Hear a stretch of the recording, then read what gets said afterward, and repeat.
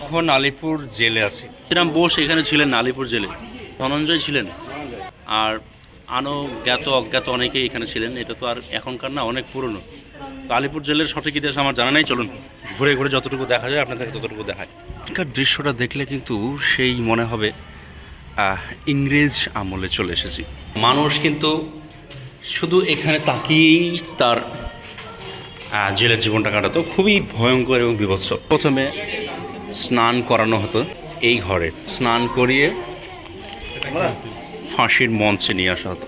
কি ভয়ঙ্কর ছিল সেই দৃশ্য, আপনারা কল্পনা করুন। জেলের ভেতরে তাদের জীবন, একটা জেলে কতজনকে রাখা হতো একটু দেখুন। রান্না করে খেতে হতো, এই একটা কম্বল, বালিশ নেই, এবং এই ছিল তাদের বন্দীদের জীবন। এই কাঁটা লাগানো আছে। কি নৃশংস অত্যাচার তখন করা হতো মানুষদের। এই ছিল সেই বাটি, অ্যালুমিনিয়ামের থালা। আর this is Alberuni here, and আপনারা দেখছেন ফেসবুক থেকে এবং ইউটিউব থেকে আলবেরুনি অন দ্য গো। সুপ্রিয় দর্শক বন্ধুরা, আশা করি সকলে ভালো আছেন, সুস্থ আছেন। আমি আলবেরুনি এখন এই মুহূর্তে আছি আলিপুর জেইলের সামনে। হ্যাঁ দর্শক বন্ধুরা, আমি আলিপুর জেইলের সামনে এখন প্রবেশ করছি। এখানে দেওয়া আছে ভেতরে খাবার নিষেধ, প্রবেশ মূল্য 100 টাকা আর প্রবেশ মূল্য 30 টাকা। মানে জেলের ভেতর ঢুকতে গেলে 30 টাকা দিয়ে ঢুকতে হবে। আর এটা হচ্ছে এন্ট্রান্স। আর এখানে যে টিকিট কাউন্টার, টিকিট হচ্ছে 30 রুপিস পার পারসন। এই দেখো, আচ্ছা এখানে গাইড ম্যাপ আছে, দেখি। এটা হচ্ছে আলিপুর জেলের ভেতর, যে জেলটা একসময় কারা বা বন্দীদের জন্য ছিল একদম হাড় হিম করার জায়গা, সেটি এখন museum. So guys, this is the map. And এটাই দেখে দেখে আপনাদেরকে আমি এখন ঘুরে ঘুরে এটা দেখাবো। প্রথমে টিকিট কাউন্টার, এর ভেতরে ঢুকেই আমরা কিন্তু বাঁ দিকে যেতে হবে। বন্ধুরা, আমি আলবেরুনি এখন আলিপুর জেলের ভেতরে। আর এখানকার দৃশ্যটা দেখলে কিন্তু সেই মনে হবে ইংরেজ আমলে চলে এসেছি। এবং এখানে কিন্তু ম্যাপ দেখে দেখে আমি কিন্তু আপনাদেরকে দেখাচ্ছি। এই পাঁচটি খুব সুন্দর। দেখুন এখানে প্রথমে আছে 8 যেটা, সেটার দিকে যাচ্ছে। নেহেরু সেল, যেখানে জওহরলাল নেহেরু মহাশয়কে রাখা হয়েছিল। দেখুন কি বিভৎস ছিল। এর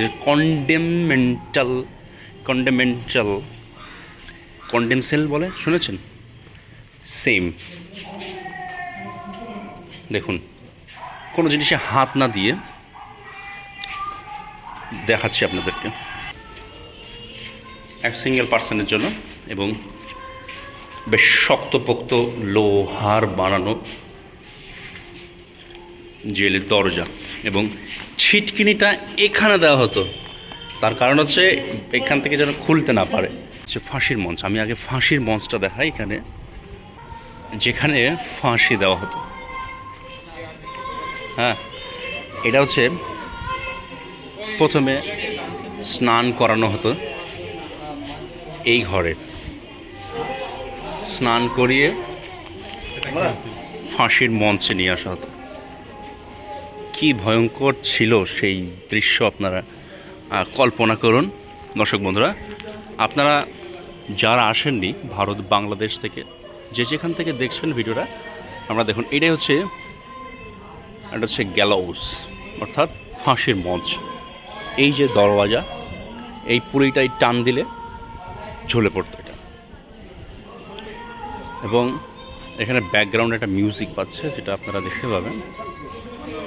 এবং এখানে আলিপুর জেলে যাদেরকে ফাঁসি দেওয়া হয়েছিল, কানালাল দত্ত, সত্যেন্দ্রনাথ বসু, বীরেন্দ্রনাথ দত্তগুপ্ত, গোপীনাথ সাহা, যাকে গোপীমোহন নামে পরিচিত ছিলেন যিনি, প্রমোদ রঞ্জন চৌধুরী, অনন্ত হরি মিত্র, দীনেশ গুপ্ত, রামকৃষ্ণ বিশ্বাস, দীনেশ মজুমদার আর চারুচন্দ্র বসু। দেখেছেন, তাদের স্মৃতির উদ্দেশ্যে এখানে কিন্তু করা আছে। এবং এই দেখুন এখানে কিন্তু জায়গাটা বেশ, এখন কিন্তু যেরকম দেখছেন এরকম ছিল না, এত সুন্দর সাজানো গোছানো। আর একটা জিনিস দেখায়, এই যে দেখুন এইভাবেই কিন্তু বন্দিগণ তাকিয়েই থাকতেন অপার দৃশ্যতে। চলুন একটু আপনাদেরকে অন্য সাইডটা ঘুরে ঘুরে দেখাই। আমি আলবেরুনি আছি এখন আলিপুর জেলে। এই বাড়িটা দেখলে বুঝতে পারবেন যে কীরকম ছিল, সেটাকে সংস্কারের পর মিউজিয়ামে রূপ দেওয়া হয়েছে। চলুন একটু অন্য সাইডে যাই। হচ্ছে নেতাজি সেল, অর্থাৎ নেতাজি সুভাষচন্দ্র বসুকে যে জেলের মধ্যে রাখা হয়েছিল, এই মোটা মোটা দেওয়ালের ভেতরেই কিন্তু তিনাদেরকে রাখা হতো এবং ওই ছিল তার শৌচালয়। ভারতের অন্যতম স্বাধীন সংগ্রামী ডক্টর বিধানচন্দ্র রায়কে এই কারাগারেই বন্দি করা হয়েছিল। দেখেছেন, ডক্টর বিসি রায়, পশ্চিমবঙ্গের সেকেন্ড চিফ মিনিস্টার।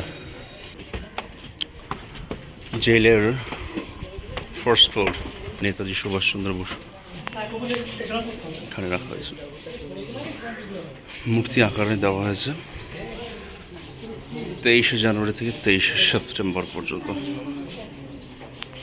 এবং দেশবন্ধু চিত্তরঞ্জন দাসকে এইটাতে, আর এটা অজ্ঞাত। এবং এটা ছিল যতীন্দ্রমোহন সেনগুপ্ত মহাশয়ের সেল। আসলে তাদের ছিলেন না, তিনাদেরকে রাখা হয়েছিল এই সমস্ত জেলগুলোতে, সেলগুলোতে। আসলে এইখান থেকে দেখা যেত, ঠিক এইটুকুই দেখতে পেতেন এই জায়গাটাই। তবে মনে হচ্ছে সেই স্বাধীনতার আগে আমরা পৌঁছে গেছি আলিপুর জেলে। এখানকার দৃশ্যটা ঠিক তেমনই লাগছে আমাকে। আমার মনে হচ্ছে স্বাধীনতার আগে এখানকার চিত্র ঠিক এমনই ছিল হয়তো। আচ্ছা, আপনারা দেখুন এই পিছনটাতে এখন আমরা সেই সেলের দোতলায় আছি এবং এগুলো বিভিন্ন প্রকোষ্ঠ আছে যেগুলোতে স্বাধীনতা সংগ্রামী থেকে বিভিন্ন অপরাধীদের সকলকে রাখা হতো। আমরা এগুলো একটু ঘুরে ঘুরে আপনাদেরকে দেখাচ্ছি। অনেকেই জানেন না যে আলিপুর জেল এখন আলিপুর মিউজিয়াম হয়েছে, ইন্ডিপেন্ডেন্স মিউজিয়াম। সঞ্জয় ছিলেন আমাদের অনেকে, যাদের নাম আমি পড়লাম তিনারা এখানে কিন্তু শহীদ হয়েছেন। আর জ্ঞাত অজ্ঞাত অনেকেই এখানে ছিলেন। এটা তো আর এখনকার না, অনেক পুরনো। আর this is Alberuni here, and আপনারা দেখছেন ফেসবুক থেকে এবং ইউটিউব থেকে আলবেরুনি অন দ্য গো। চলুন বেশি কথা না বাড়িয়ে ফটাফট শেয়ার করুন। এই রাস্তা দিয়ে আমি হেঁটে যাচ্ছি, আপনারা একবার কল্পনা করুন আমি ইংরেজ সাহেব এবং এই রাস্তা দিয়ে হেঁটে যাচ্ছি। যারা আছে তাদেরকে দেখার জন্য খটখট খটখট বুকের আওয়াজ, কড়াক কড়াক করে আওয়াজ হচ্ছে। আপনি ভাবুন, আমাকে ভাবুন যে আমি হচ্ছে মানে ইংরেজ অফিসার, এবং এটা হচ্ছে আমি যে যত স্বাধীনভাবে এখানে ঘুরছি, কিন্তু সেখন এরকম ছিল না দৃশ্যটা। এই রাস্তায় কেউ হাঁটতে পেতো না। এদিকে আছে, এদিকে এগুলো প্রত্যেকটা কিন্তু জেল সেলে। দেখেন এখানে হচ্ছে নেহেরু কক্ষ, এখানে নেহেরু মহাশয়কে রাখা হয়েছিল। আসুন এবং এটি এখন এই পাঁচির টাচিরগুলো আমার মনে হয় ছিল না, আমার যত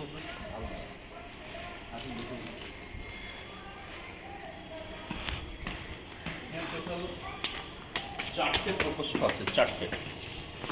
হ্যাঁ,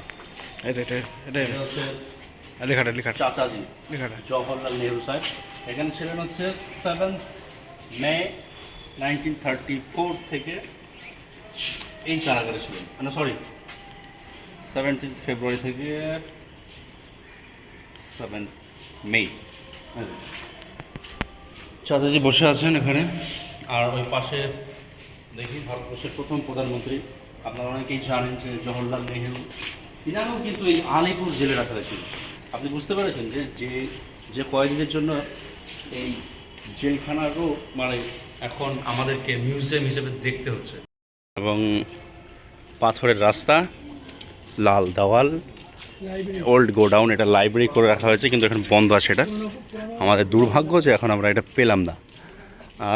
তবে দ্বীপান্তরের যে প্রিজন লাইফ, যেটা আন্দামান দ্বীপপুঞ্জে, যেটা সেই জিনিসটা কিন্তু এখানে দেখানো হয়েছে, সেটাও আপনাদেরকে দেখাবো। চলুন। বন্ধু এতক্ষণ আপনাকে যেটা বলছিলাম যে একটা সেলে দুজন করে থাকে না, এখানে কিন্তু একটা কথা লেখা আছে যে 50 জনের বেশি। আপনি একটু দেখায় চলুন আপনাদেরকে যে 50 জন থাকতো এমন একটা জেল আপনাদেরকে দেখায়, জেলের কক্ষ। দেখুন এই হচ্ছে জায়গা, যেটা মিনিমাম 100 স্কোয়ার ফুট হবে, 10 ফিট বাই 10 ফিট বা 12 ফিট বাই 12 ফিট, এরকম ছোটো একটা রুম। এখানে 50 জন থাকতো ভাই, বুঝতে পেরেছেন? 50 জন এই জায়গায়, অসম্ভব ব্যাপার।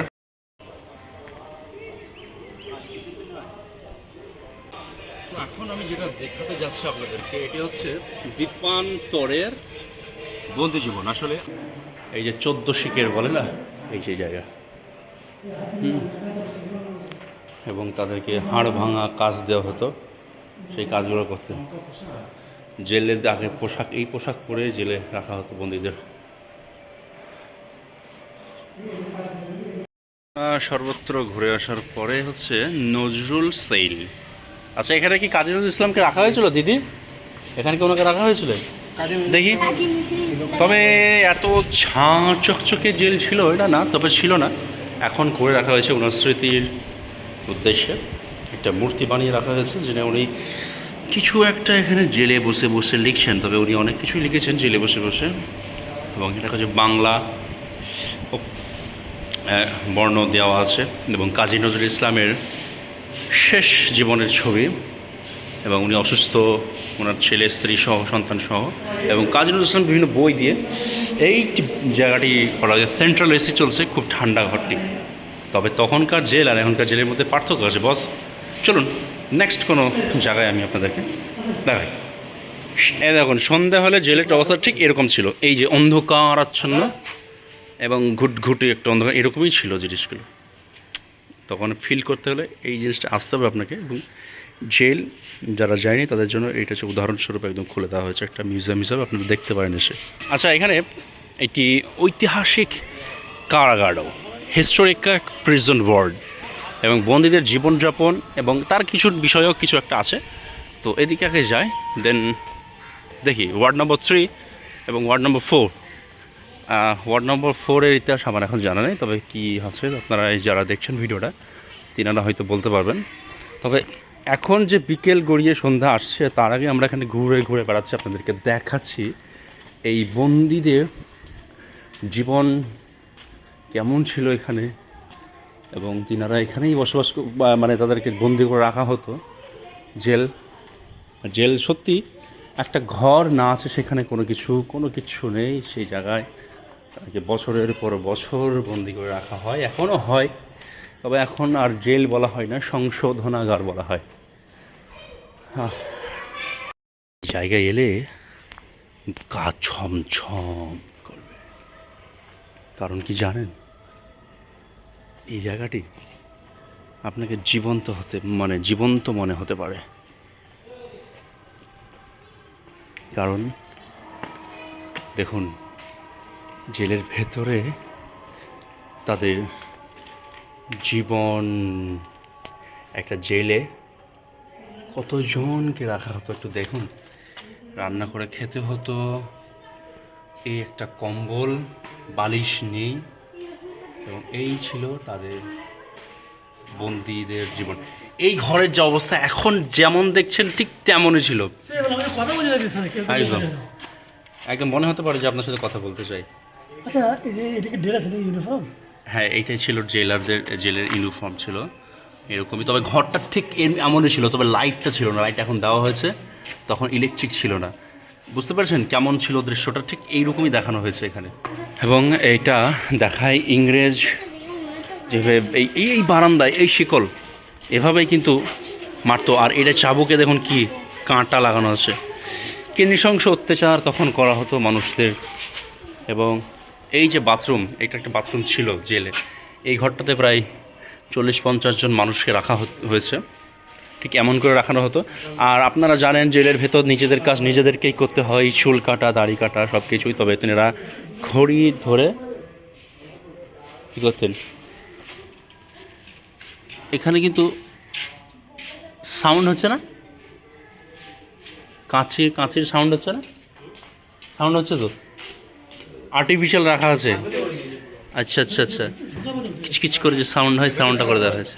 আচ্ছা, এই সেই বিখ্যাত ওয়ার্ড নম্বর 4। দেখুন, মনে হবে যে আমি সেই গা ছমছমে ভয়ঙ্কর সেই জেইলের ভেতর আছি। হ্যাঁ দর্শক বন্ধুরা, 4 নম্বর সেল এটা। 4 নম্বর সেলের ইতিহাস আপনারা অনেকে জানেন। এই ছিল সেই বাটি, অ্যালুমিনিয়ামের থালা। অ্যালুমিনিয়ামের থালা, এখানে পানি ভরে রাখতো। এখানে সাউন্ড আছে কিন্তু, লাইট অ্যান্ড সাউন্ড, যে এই যে জল ছপ ছপ করে পড়ার শব্দ, কাপড় কাচার শব্দ, তাদের গুনগুন গুনগুন করে কথা বলার শব্দ, সব কিছু কিন্তু এখানে আছে। ওর ভয় লেগেছে, এদিকে আয়।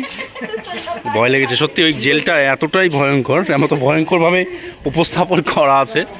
হ্যাঁ, এবং আপনারা দেখুন জেলের যে অবস্থা, এটাকে সংস্কার করা হয়নি। তার কারণ হচ্ছে এইটিকে একমাত্র রাখা হয়েছে যাতে মানুষ বুঝতে পারে যে পুরনো জামানার জেলটা কেমন ছিল ইংরেজ আমলে। ঠিক এরকমই ছিল, এরকমই ভাঙা, এরকম রংচটা, অন্ধকার, ঘুটঘুটে এবং শ্যাওলা সব কিছুই।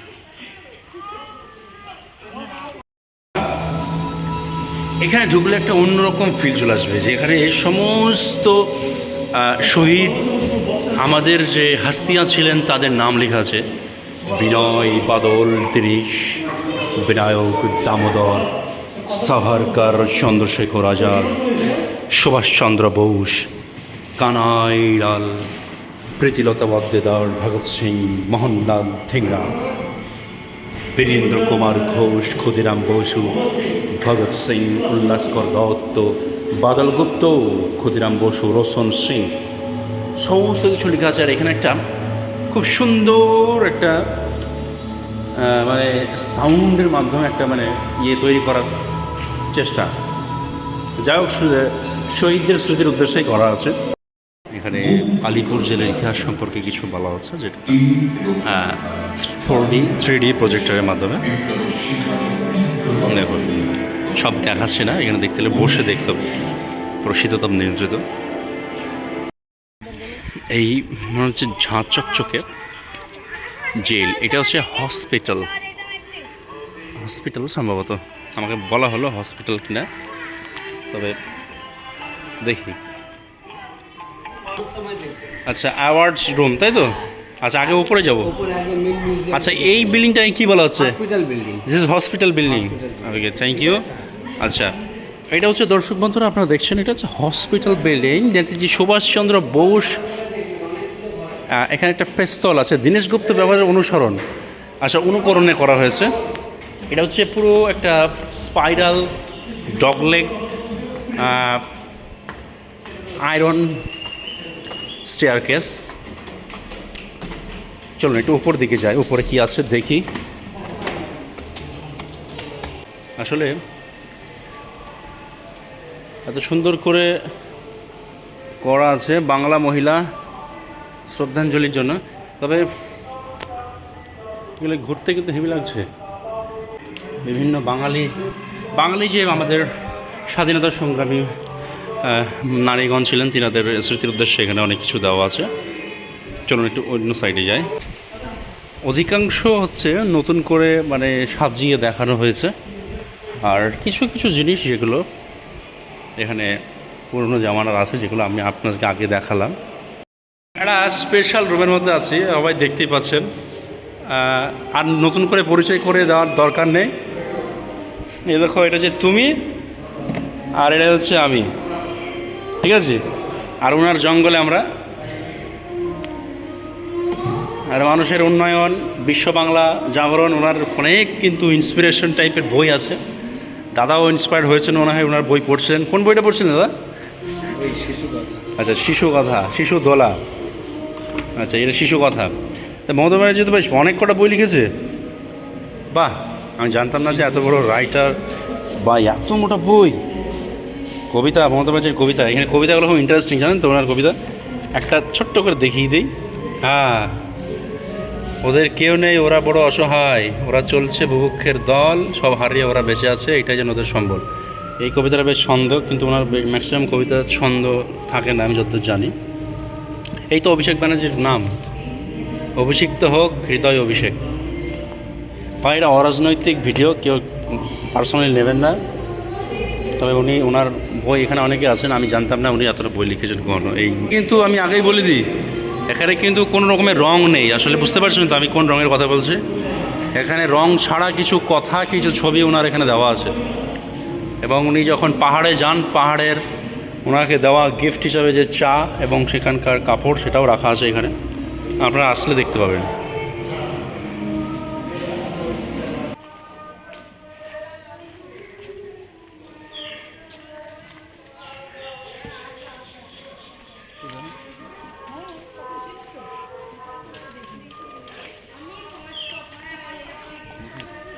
Ward number 4